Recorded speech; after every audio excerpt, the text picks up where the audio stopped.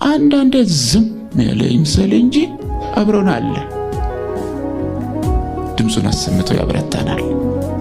ከሚጎዳችሁ ድምፅ ሽሹ፣ የሚጠቅማችሁን የክርስቶስን ድምፅ ተከተሉ። ክርስቶስን ብቻ መከተል ይሁንላችሁ።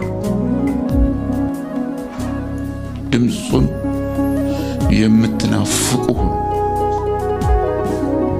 ድምፅን ፈልጌዋለሁ በሉ። ስሰማ እታደሳለሁ፣ ስሰማ እነቃለሁ። ቃል ያነቃኛል። ተንበርክካችሁ ይህን ጠይቁት።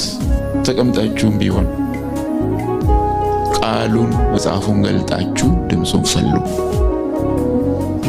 ድምፁን ፍለጋ አገር ለአገር መንከራተት አስፈላጊ አይደለም። መንደር ለመንደር መንከራተት አስፈላጊ አይደለም። በቤታችሁ ነው ያለው። ጌታ ቅርብ ነው እና እድሉ ለእያንዳንዱ ሰው የተሰጠ ነው። እረኛችን ከእያንዳንዳችን ጋር ስላለ ድምፁን ያሰማናል። አንዳንዴ ዝም ያለ ይምሰል እንጂ አብሮን አለ።